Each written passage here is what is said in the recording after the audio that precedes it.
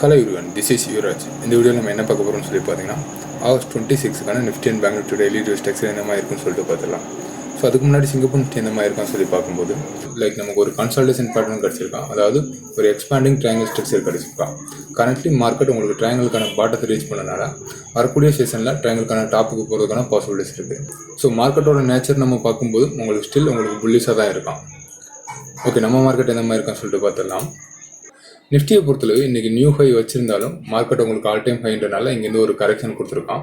So இந்த கரெக்ஷனை பொறுத்தளவு wave ஸ்ட்ரக்சரை பார்க்கும்போது உங்களுக்கு 4th வேவ் தான் இண்டிகேட் பண்ணுறான். 5th உங்களுக்கு மேலே போகிறதுக்கான பாசிபிலிட்டிஸ் இருக்குது. ஸோ அப்படி இருந்தாலும் மார்க்கெட் உங்களுக்கு இங்கேயும் ஒரு கன்சால்டேஷன் ஸ்ட்ரக்சர் கிடைக்கிறதுக்கான பாசிபிலிட்டிஸ் இருக்குது.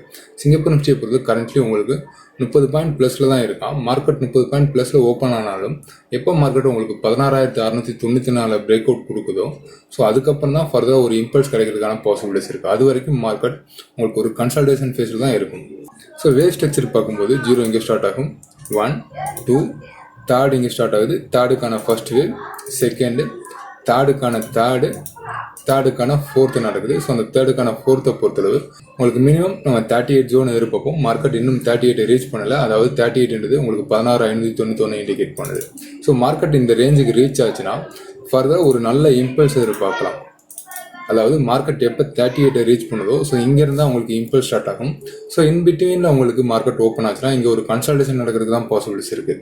அதாவது நான் முன்ன சொன்ன மாதிரி 16,694 பிரேக் அவுட் கொடுக்குதோ அதுக்கப்புறம் தான் உங்களுக்கு இம்பல்ஸ் ஸ்டார்ட் ஆகும். அது வரைக்கும் கன்சல்டேஷன் தான் இருக்கும். ஓகே, பேங்க் நிஃப்டி எந்த மாதிரி இருக்கான்னு சொல்லிட்டு பார்த்துடலாம். பேங்க் நிஃப்டியும் உங்களுக்கு அதே ஸ்ட்ரக்சரில் தான் இருக்கான். மார்க்கெட் உங்களுக்கு ஒரு கன்சல்டேஷன் பேட்டர்ன் தான் இருக்கான். ஸோ இதுக்கான வேவ் ஸ்ட்ரக்சர் பார்க்கும்போது 0 1 2 தேர்ட் இம்பல்ஸ் உங்களுக்கு 4th கரெக்ஷன் தான் இருக்கான். ஸோ 4th கரெக்ஷனை பொறுத்தளவு உங்களுக்கு ஒரு டயகனல் ஃபார்மேஷனில் இருக்கான். ஸோ இந்த டயகனலை பொறுத்தளவு ஸோ நாளைக்கு மார்க்கெட் உங்களுக்கு இன்னைக்கான லோவர் பிரேக் அவுட் கொடுத்துட்டு 35,363 ரீச் பண்ணிச்சுன்னா உங்களுக்கு இமீடியட்டாக ஒரு இம்பல்ஸ் ஸ்டார்ட் ஆகிறதுக்கான பாசிபிலிட்டிஸ் இருக்குது. அதாவது ஒரு ஷார்ப் ராலி நடக்கிறதுக்கான பாசிபிலிட்டிஸ் இருக்குது. இன்கேஸ் மார்க்கெட் இங்கேயும் ஒரு கேப் அப்பில் ஓப்பன் ஆச்சுன்னா ஒரு கன்சல்டேஷன் ஃபேஸ் எடுக்கிறதுக்கான பாசிபிலிட்டிஸ் இருக்குது. இம்பல்ஸை பொறுத்தவரை மார்க்கெட் எப்போ இன்னைக்கான ஹையை பிரேக் அவுட் கொடுக்குதோ அதுக்கப்புறம் தான் இம்பல்ஸ் ஸ்டார்ட் ஆகிறதுக்கான பாசிபிலிட்டிஸ் இருக்குது. ஸோ அது வரைக்கும் மார்க்கெட் உங்களுக்கு 4th கரெக்ஷனில் தான் இருக்கும். கரெக்ஷனை பொறுத்தவரை உங்களுக்கு கன்சல்டேஷன் பேட்டர்ன் தான் இருக்கும். ஓகே, இந்த வீடியோவில் எதுவும் டவுட் இருந்தால் கமெண்ட் செக்ஷனில் கமெண்ட் பண்ணுங்கள். வரக்கூடிய வீடியோக்கள் வந்து பார்க்கலாம். Okay, thank you friends.